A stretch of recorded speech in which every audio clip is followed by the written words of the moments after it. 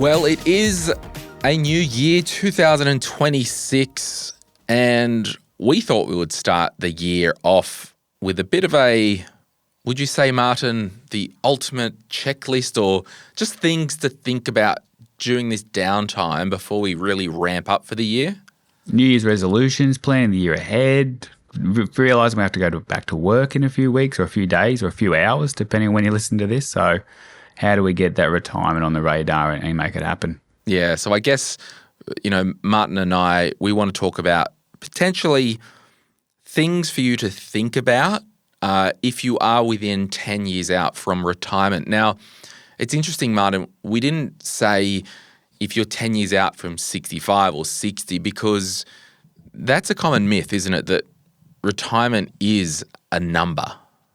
A retirement age is a thing. There isn't a retirement age. There's a age to access the centrelink age pension. There's an age to access your own super age pension. There's actually a few different ages around that, but there is no retirement age. In fact, when we're recording this, it's not on New Year's Day. Surprise, surprise. Sorry to reveal that. But earlier today, I presented a retirement strategy to a couple who were 55 and are retiring. They can't access super, but they received an inherited lump sum that's going to tie them over till 60 and they're retiring. She's excited to be put in a notice, finishing in a few weeks, and that's retirement done. Love it. So retirement age is not a thing. Yeah. Now, before we get into it, if someone is new to Retire Right, my name is Glen James. I host the show and Martin drops in every other week. Martin, just give us the elevator pitch who you are for the new listeners. Yeah, Martin McGrath, financial advisor for Financial Edge Group. We're a firm on the Central Coast, New South Wales. Retirement advice is what we do. Myself in particular, been a retirement advisor for a long time and love help educating people looking forward to retirement. Well, let's get into some things that you need to think about 10 years out from retirement. As we said, my name's Glen James, joined by Martin McGrath, and you're listening to Retire Right. This is a podcast that will help you plan and execute one of the biggest moments in your life. That's retirement. You'll learn how to set up your finances in a way that benefits you, your lifestyle goals, and keeps you in the know within this complex world of money and investing. Your host is Glen James, former financial advisor, author, and host of the popular Money, Money, Money podcast. Glen is joined by experts in various fields around the topic of retirement in Australia. Any advice in this podcast is of a general nature. Full details are in the show notes of this episode. You only retire once, so retire right.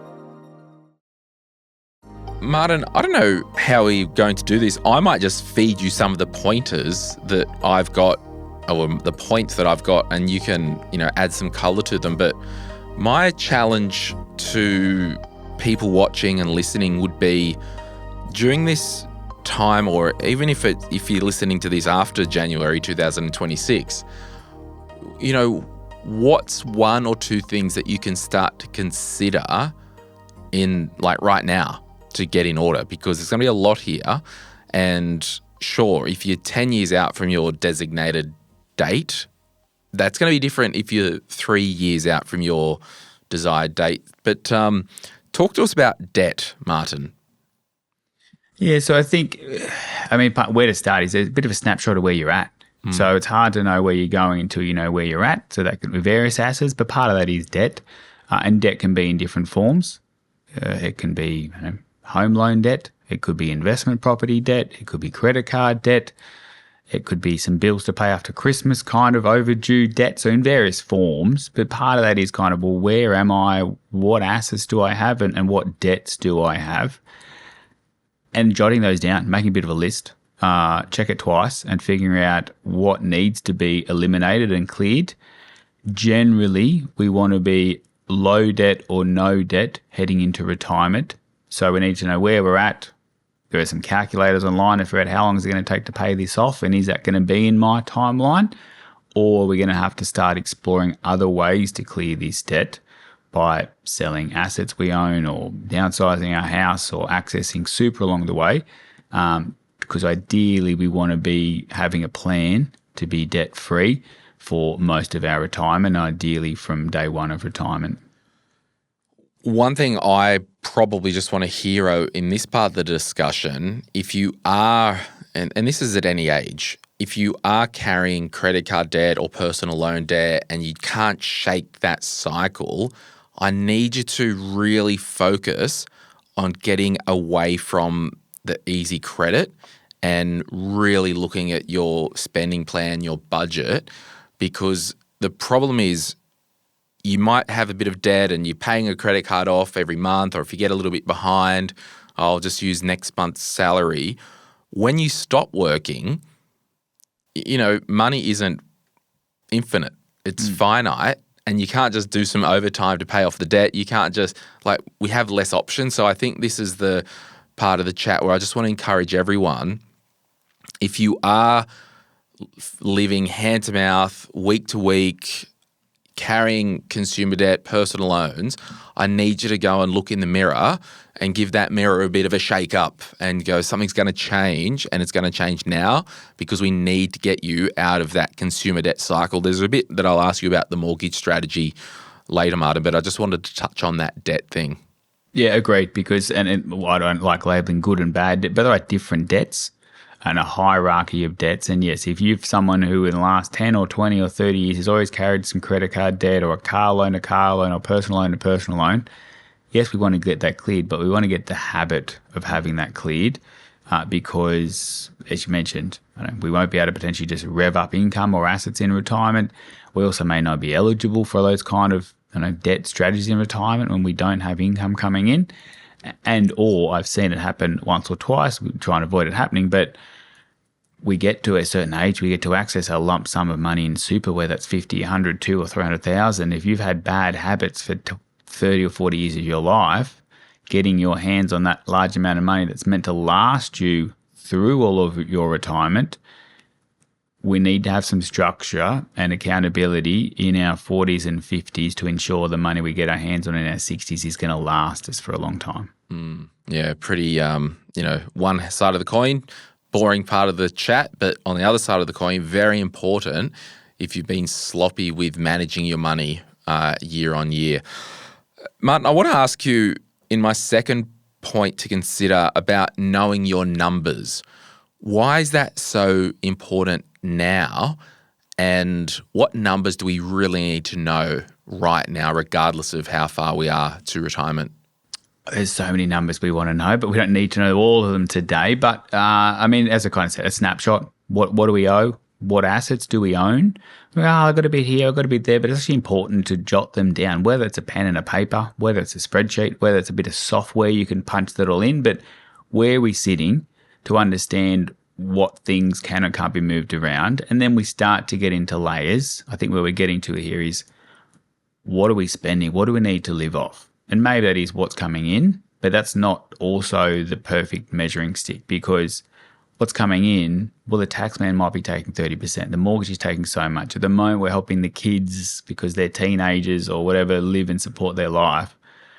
We don't need all those expenses in retirement. So there are some spending plans. There are some online budgets and calculators where you can start to understand some of those numbers. Paying the council rates, we're probably going to pay them forever. But paying for private school fees or paying our mortgage, those costs perhaps ideally aren't going to be there forever. Once we start to know what those numbers look like as our retirement spending, that then starts to connect to, well, how much do I need in super to be able to sustain or maintain that amount? Because there's no retirement age, there's no magical number of, okay, I can retire once I've got X in my super, because that's very different for every individual and every person. But it relates to, well, how much do I need to spend? Yeah, and it's really important. I believe, there's that number out there. You need $1 million to retire comfortably. You need this. I would encourage people to forget about that and go back to, how much does it cost you to wake up of a morning today? Get those numbers, which, as you said, could include the school fees or some other teenage or uni student expenses, strip them out and go, okay, this is a really good working number. And it could be on the assumption that the mortgage isn't there because, we might retire and the mortgage will be paid off by then. But I really think we need to know more so, forget how much we need in super to retire, how much does it cost us to live now, and what will that look like going forward? And often, again, everyone's different, but often it's a lot lower than people think because they know what they're bringing in. Their pay packet as a couple, we're making $200,000 combined. Geez, how are we going to replace that in retirement? Well, we don't need to. As I mentioned, the tax man's taking $50,000 a year out of that. The mortgage is $40,000 a year out of that. Some of the other spending because of work-related or for kids, or those costs will stop or cease in retirement. Ideally, we're adding in some other costs. We might have some trips and some travel and maybe upgrading the house. So there'll be some other things to weigh in. But just because you're earning X doesn't mean you need X or you're going to spend X amount in retirement. We need to dig into some of those figures and understand those. And certain costs, a different client we're talking to recently, they're paying a lot for insurances and life insurances and income protection. And they need it. They're essential while they're working. But we're not going to be spending that or paying for those in our 70s, in our 60s, because we're going to be debt-free. We're no longer working. Income protection will cease. So again, some of those costs can start to be stripped back. But once you understand them, can we actually start to play around with them? And so that's why getting to know the numbers is the perfect starting point for that. Yeah, absolutely. And just a reminder, if you do want a downloadable PDF checklist, I'll put a link in the comments and in the podcast show notes. You can jump in there and I've put together, it's called 10 Things to Master 10 Years Before Retirement. And a lot of the stuff in that, it's a free downloadable document. These are just tools and thought starters. There could be people listening, Martin, who have not got a problem with credit card debt. They've not got a problem of knowing how much it costs them to live. But our next point about our living arrangements, this is something that they need to think about. So this could be their thing. And that's just one of the 10 things in this free downloadable document that you can find in the comments or the description. But let's talk, Martin, about living arrangements. How important is it to really maybe not know exactly what we want to do, but just thinking of some options? Yeah, definitely. Because one of our biggest assets, usually outside of super, is the house that we're in. And there's obviously some rules around how your house interacts with super if you're selling. There's also some rules around how your house and the value of your house interacts with the Centrelink age pension later in life. And there's lots of videos where these are explained more in detail, so we're not going to go through all of that again today. But if we are planning to have a big renovation to the house, well, we need to start to know to plan the numbers around that. If we know that we're living in a certain location because we're there because of work, but when we retire, we want to move a fair bit away, is that going to be a physical upsize or downsize? Is it going to be a financial upsize or downsize? Because that could drastically play into those numbers and how we're going to fund that, or vice versa. If we've got that much money left over because we're moving out of the city to the coast or out of the city to the country, and that's going to free up a lot of money, well, that's obviously got to be factoring, and maybe we can retire earlier if we want to because that money is going to come off the table. They're the financial sides, and that's what I enjoy and part of, but also a lot of it is the lifestyle. Where are the kids? Where are the grandkids going to be? Where's our social network? Where's our doctors and specialists and those kind of things? And just because financially it might make sense to make that change. I've seen many people be driven by that and then kind of a couple of years in and go, oh, maybe that's not the right location, or make another change or move back to where I was because I realized that I wanted to be closer to that location for what a particular reason that's non-financially driven. And I think I wanted to talk about this in leading up to the time that you may retire from the workforce around the living arrangements, because there's potentially some opportunity with the downsize of super contribution. And the reason I want people to think about it is we don't want to just sell the house and go, oh, we can't use a downsizer because we hadn't lived in the house for 10 years, or, oh, we can't sell the house because we're 1 year too young to trigger that. So maybe just give us the high level framework of the downsizer contribution and why it's just important to think about it. Yeah, very quickly. So we need to be aged over 55 to be eligible to make a downsizer contribution. You need to have owned the house for more than 10 years and lived in it for a portion of time. Now, I purposely separated those two because you don't need to have lived there for 10 years, but you need to have lived there for a portion of time. So we can't do a downsize on a rental we've never lived in.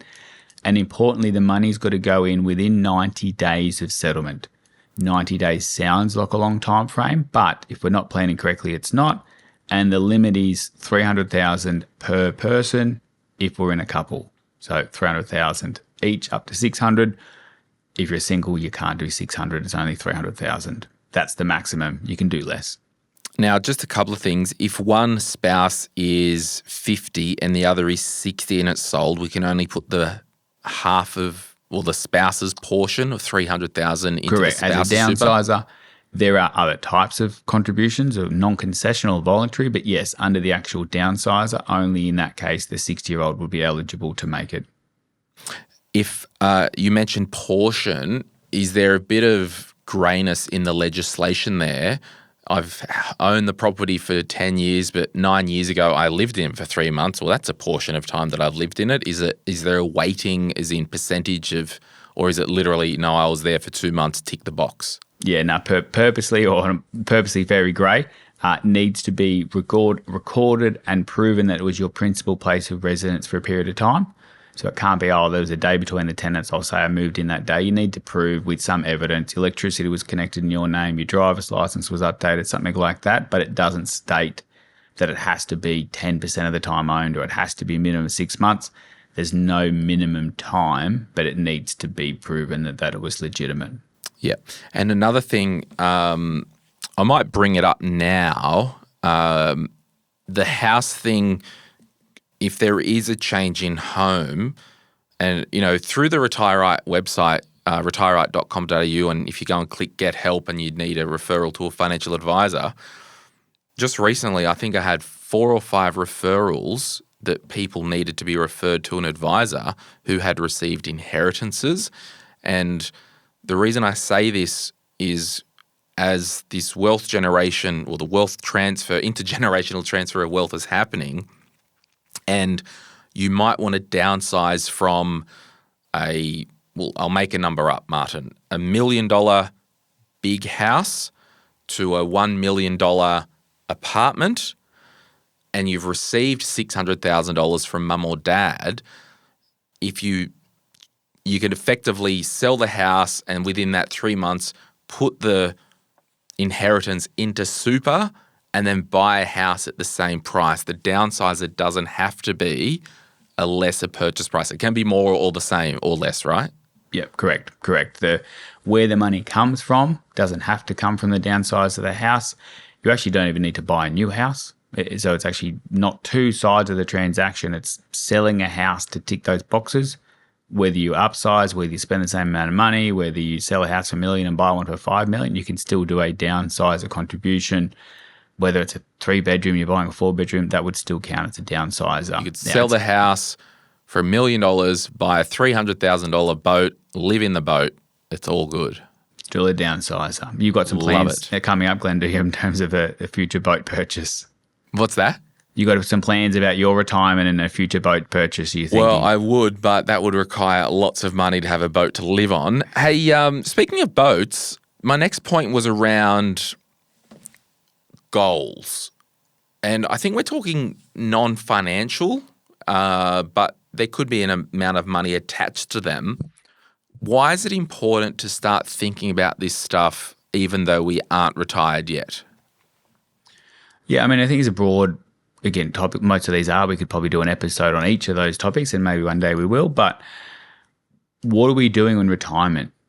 The travel, the experiences, where do we want to go? We want to buy the caravan and go around Australia. Well, we can't just start that tomorrow. We've got to plan for that in advance. If it's a trip overseas, etc. But also then, if we've gone to work for 5 days a week and we're busy this and our whole life's revolved around work and we're going to remove ourselves from that, what's our purpose and drive in life? What's our social interactions? What's our reason to leave the house so many days a week? We need to have that lifestyle connecting to some of those goals. And she said some of them may be financially driven, but many of them won't. And I think borrowing from yourself is a bit of we need to try a bit before we buy. We need to start doing some of those things before we retire. Because if we think, okay, I'm just going to retire and play golf 6 days a week, and I've never played golf before, I need to figure out if I'm going to like it or not. And that's the same with the moving. I've seen people go, well, I'm going to move, and you go spend some time there. Actually, that's not where I want to live. But experiences, if we're in our 50s, we're going to be younger in our 50s and our 60s and 70s. Let's start to do some of that stuff now. And it might be that we can actually afford to do some of the stuff before we retire.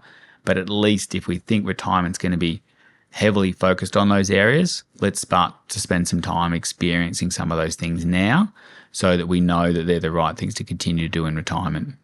Yeah, and don't have it as a mental block that I will do this when. And to be honest, this creeps into our lives at any age or stage, right? Don't be like, oh, once I retire, I'm going to buy a guitar and learn guitar because, I loved playing guitar when I was a teenager and I would like to get back into it.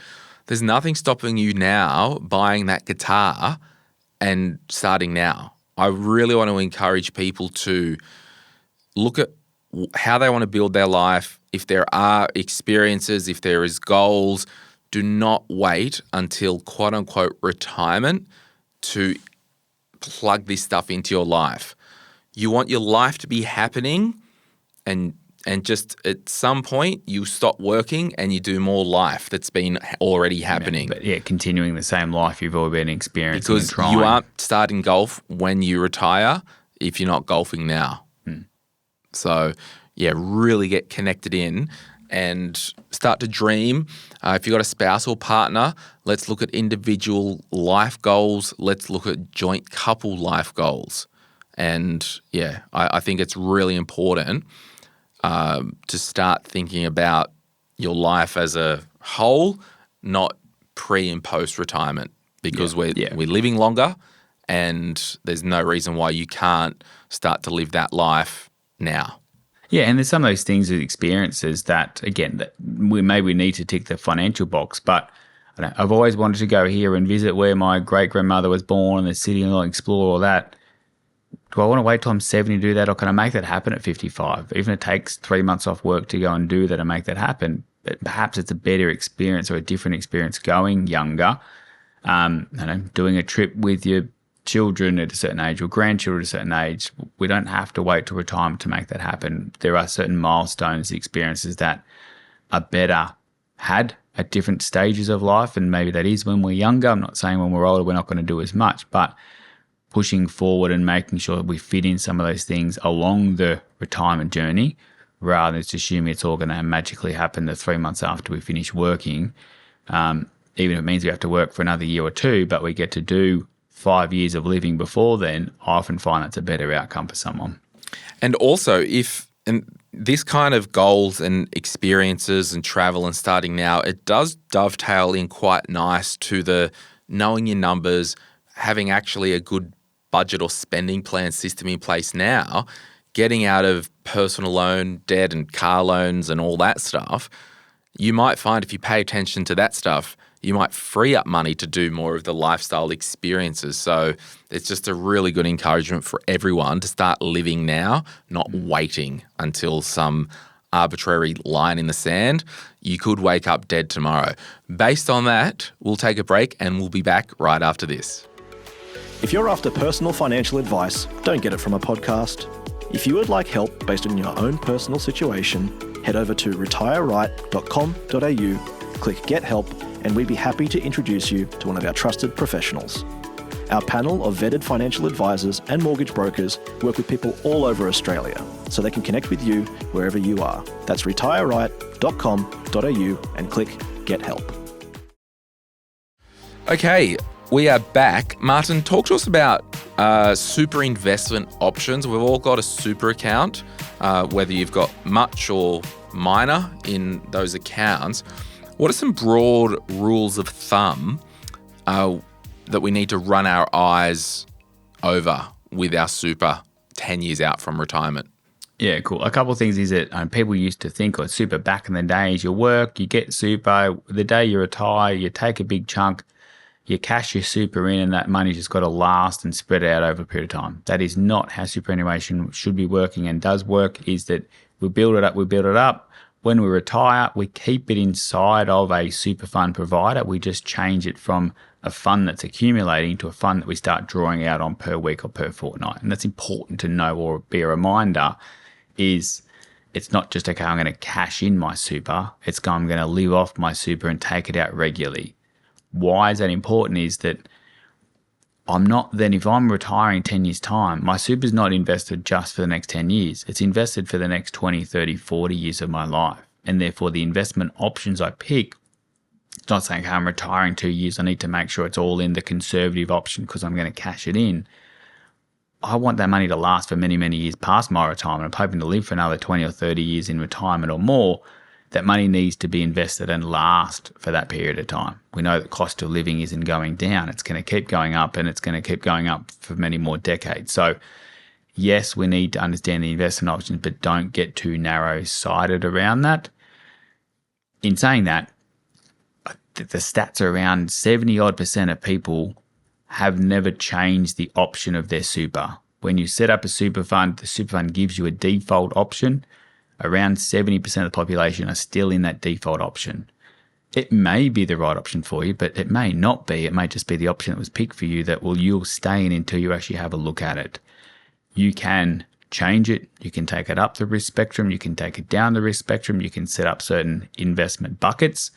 And we did do an episode on this not too long ago that might be worth going back and listening to make sure that it's set up both for the next few decades, but also if we know that, hey, at 62, I'm going to retire and I'm going to dip in and take 200 grand out to pay the mortgage off, perhaps that portion should be more conservative, but the other 70 or 80% of it's going to last me for a long time should still be invested in some assets that are going to keep growing along the way as well. Yeah, and it goes back to knowing your numbers, like our first point. If you know that it costs you $55,000 per year, and we'll exclude the mortgage out of that, to live and expenses, I would even say, Martin, back to that episode that we did on different buckets pre- and post-retirement, it won't hurt, I don't think, if you were 3 or 4 years out from retirement and you made the judgment call with your super, I'm just going to carve 3 years worth of expenses and put that in cash or a really conservative option in the super fund, knowing that we need a big pot of money to grow for the next 20 years, at least at any time that you want to retire, because it could be fluid. It's like, I love what I do. Mortgage is not a big deal.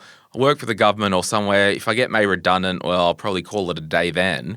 So if that day ever comes and surprises you at any time, leading, call it past age 58, making up a number, you got 3 years worth of cash in the super fund.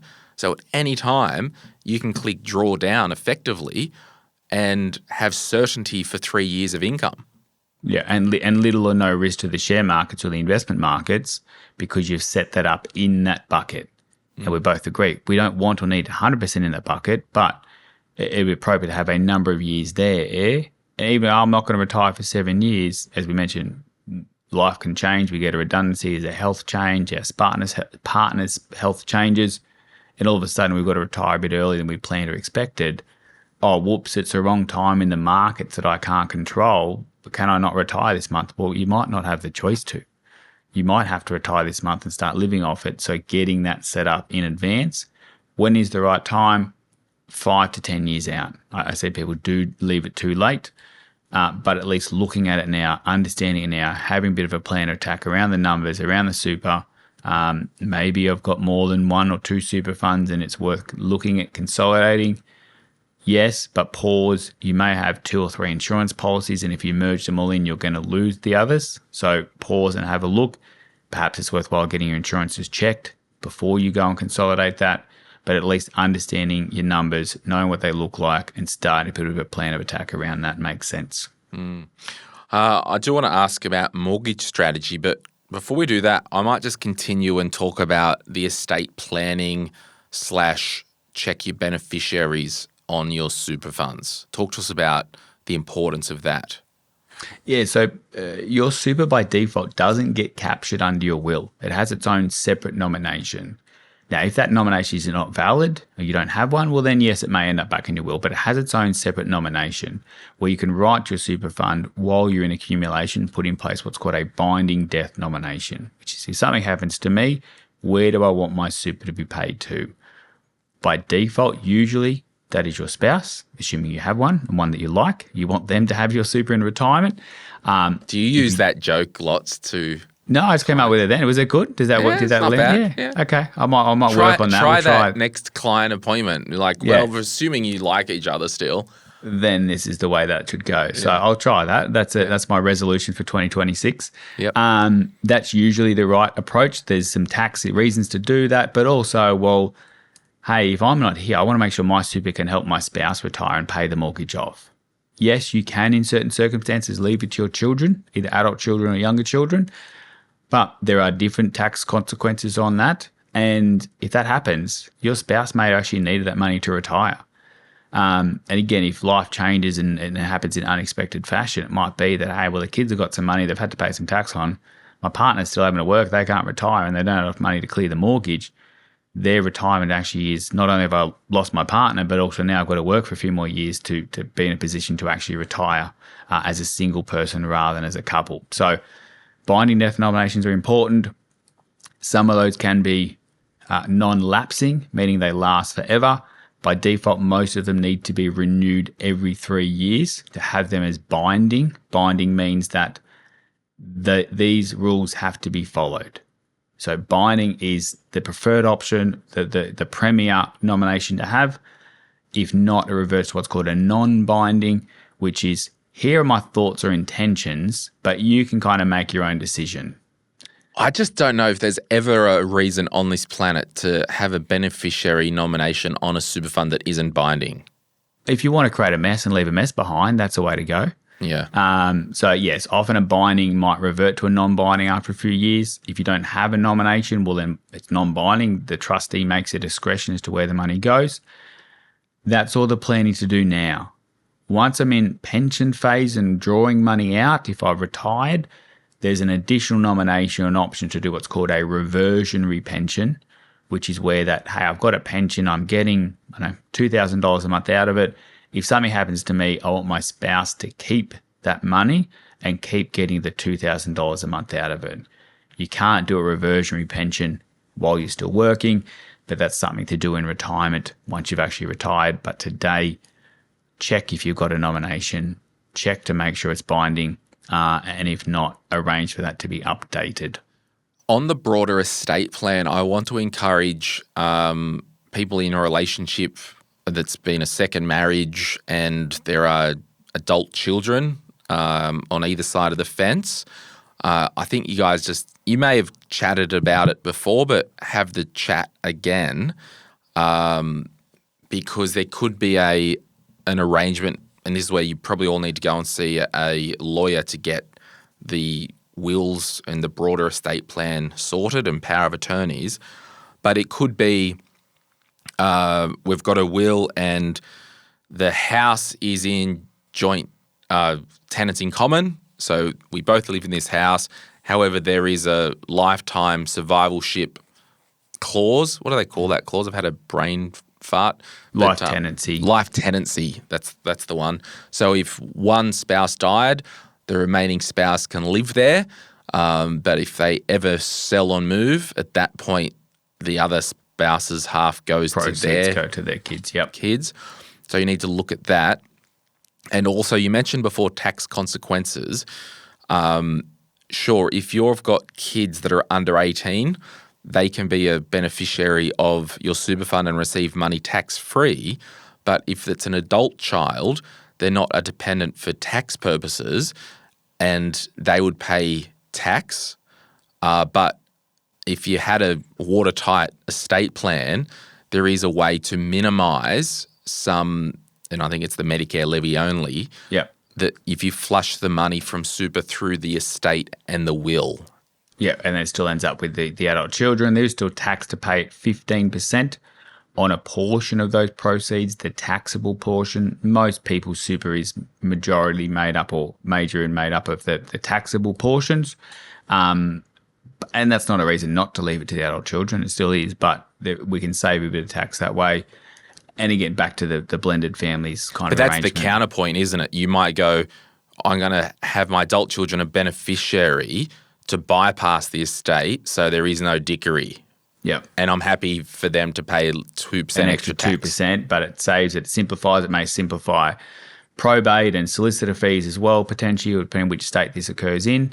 But also, mate, back to the blended family. Well, my partner can have a life tenancy on the house, but the super can go to my adult children because I want them to have that money now, and then they might get some money from the house later.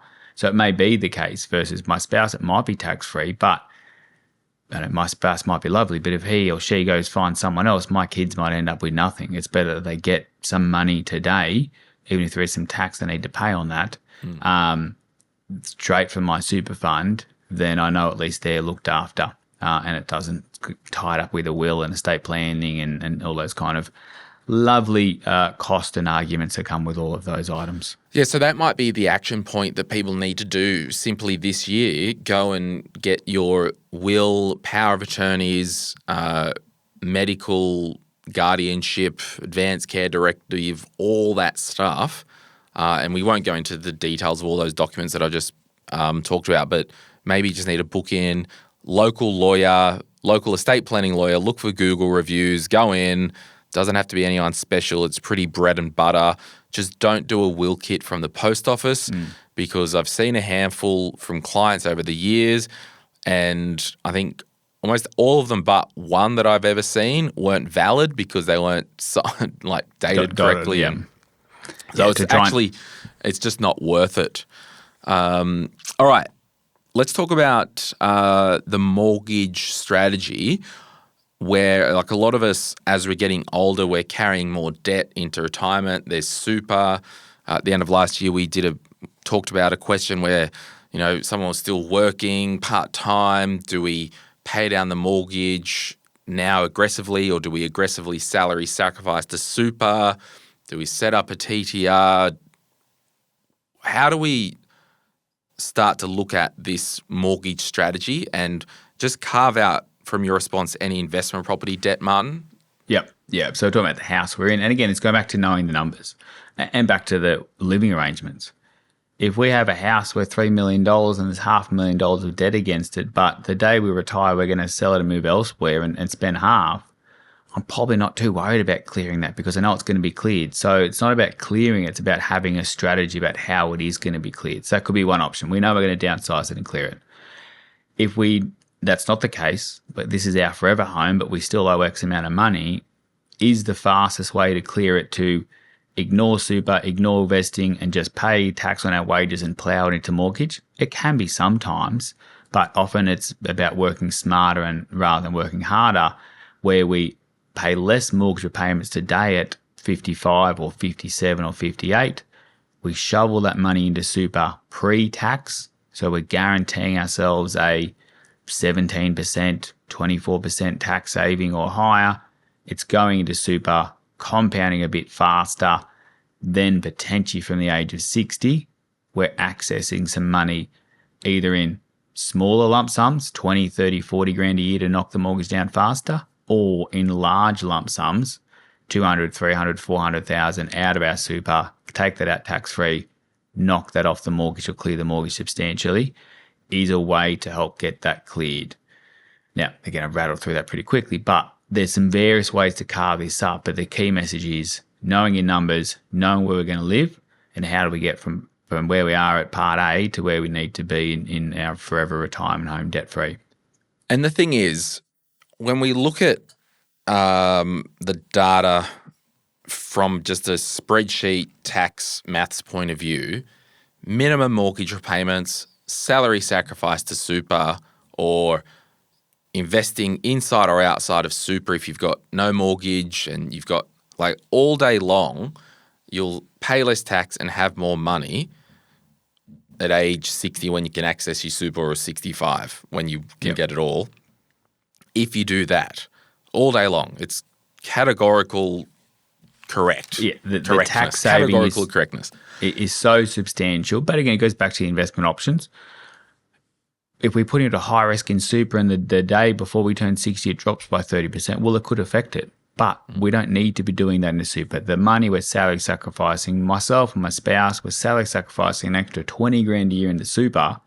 We're saving, 8 grand a year in tax each by doing so. we've already made 40% the day we do that. We don't need to double the risk and keep that in a high growth asset and hope it doubles in 5 years.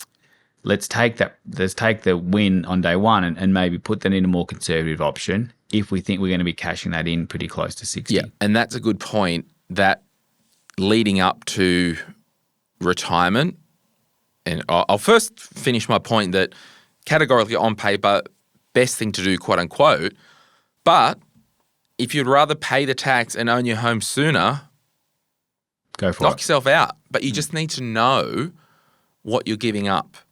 And, you know, for people who have paid off their home early, there's not a thing in the world that's a better feeling, okay? But it's just knowing that it's broadly more of a tax minimization strategy. And, you know, how to make money, spend less than what you earn, invest the rest, pay less tax. Yeah. And have a most affordable house and car, you'll have lots of money. So, yeah, it's that dance. And it doesn't have to be all or nothing. If you had a spare $1,000 a month, you might decide to salary sacrifice 50% of that and take the rest home. So, yeah. We need to and get away the from closer you this. are to 60, the easier that decision is. And again, today's not about ages, but 10 years out of retirement. But if you're retiring at 70 and we're looking at a mortgage at 60, it's a bit of a no-brainer not to be adding into super. But I understand it at 45. If we want to retire at 55, perhaps salary sacrificing into super is not the right way to approach it. But everyone's situation is different and the numbers have got to stack up. But the concept is still there. Food for thought. Finally, it's the last one I want to touch on is gifting. We know a lot of people want to give money to loved ones, to charities, to me. I'll take money. Love it. What do we need to consider, and what's probably the number one myth in Australia about gifting? Yeah, add that there's a gifting tax. There is no gifting tax in Australia. Whether you give the tax, how much tax do I have to pay? None. If I'm giving it to my child who's 25 and has a mortgage, how much tax they're going to pay when I give them the money? None. There is no gifting tax in Australia. Nor is there a gifting limit in Australia. No. If you want to give Glen and I as much money as you want, go for it. Can there be implications of gifting? Yes, but that doesn't mean it's a gifting tax. So the main implication we're talking about is the impact on the centrelink age pension, i.e. what the government or Centrelink don't want you to do is at the age of 67, you want to rock up and they go, you've got too much money, and you go, no worries, let me go out the front. You move $1 million off to someone else and you come back inside and say, well, now I don't have that money anymore. That can't be done. Any gifts that you do above the gifting threshold, and I'll give you that number in a second, count as an asset for you, a deprived asset for 5 years. So if you are expecting or planning to gift more than $10,000 a year in 3 out of 5 years, i.e. I gift $10,000 this year, $10,000 next year, $10,000 the year after, and I gift no more for 2 more years, that's completely fine. You can do that. If you want to gift $50,000 this year and then nothing, $10,000, that's too much. In that first year, $40,000, the bit above 50, will count as an asset for you for 5 years from the day you do the gift. So if you do it on the 1st of January 2026, Centrelink will still count it for 5 years until the 1st of January 2031. Where that's relevant is if I'm 61 and a half and I'm not planning to get the age pension till 67 because that's when I'm eligible, whatever gift I do today, that 5 years is going to come and go before I get to 67. So I'm not saying the day before you turn 62, you've got to gift as much as possible. But if you were planning to do a gift, doing it at 61 and 10 months is better than doing it at 62 and 6 months, because that 5 years will roll into 67. But I think it's important, we're not giving money away to before the 62 years old, so we're not docked down our pension, because if you keep the money, you'll have more money than what the pension offset would be. So It's just a consideration. What are you doing with your gifting? If you're going to be a self-funded retiree and not eligible for any age pension, at any day, at any time, give me your money. It's fine. But yeah, that's what I wanted to get across. No limit, no tax, and then the only thing I'll add to that as well, which I know this is 10 years out, but people are like, if my dad's looking at giving away 50 grand, how much pension is he going to lose? He's actually not going to lose any pension. He just won't get more pension. If he's currently getting 400 a fortnight and he gives away an extra 50,000, he's not going to lose less than the 400 a fortnight. So another way to say that, Martin, is if someone's getting the maximum pension and they gave away $50,000 and they were still under the asset threshold, it wouldn't impact it anyway? Not at all. No. Yeah. No. It just doesn't. Dad can't go, well, I had 500 grand in the bank, now I've got 450. Can you give me more? They say, well, no, we're not going to give you more because we know you gifted that away, but the pension's not going to go down. If I gift, how much pension am I going to lose? You're not. It's just not going to go up for 5 years, other than that 10 grand allowance you're allowed to do. Yeah, love it. Well, we will leave it there, but I'll rattle on just a high-level list of things that we talked about so you can think about what you need to change coming into 2026. I want you to knock your consumer debt on the head. Know your numbers. How much do you need to live?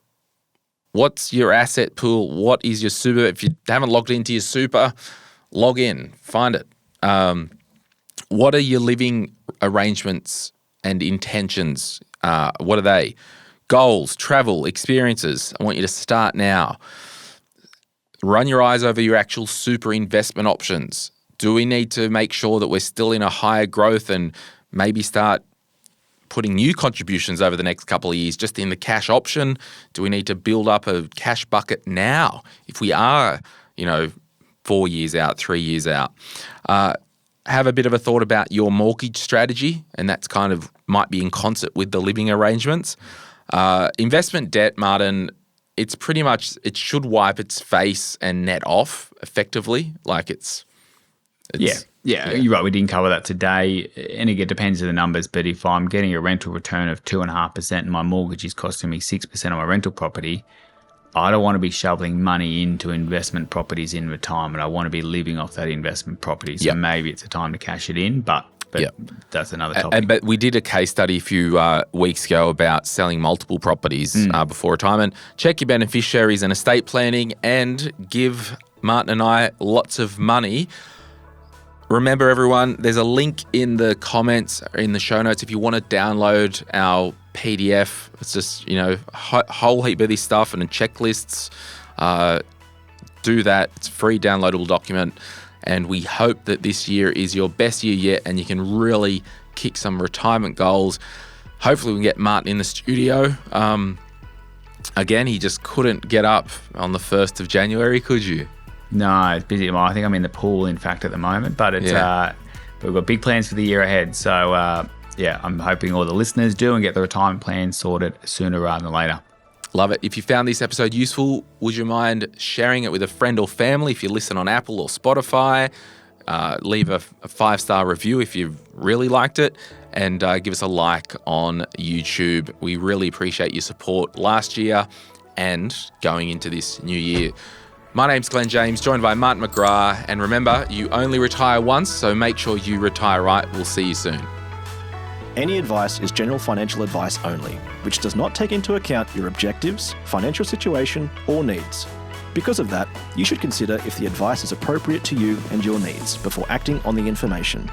If you do choose to buy a financial product, read the Product Disclosure Statement, PDS, and Target Market Determination, TMD, and obtain appropriate financial advice tailored to your needs. Simo Interactive, Pty Ltd, and Glen James are authorised representatives of Money Sherpa Pty Ltd, which holds Financial Services Licence 451289. Martin McGrath, Financial Edge Group, and its employed financial advisors are authorised representatives of Synchron Advice, AFSL 243313. Opinions or comments from any guest on the podcast are theirs, and not those of the hosts, the publisher, or their respective licence holders.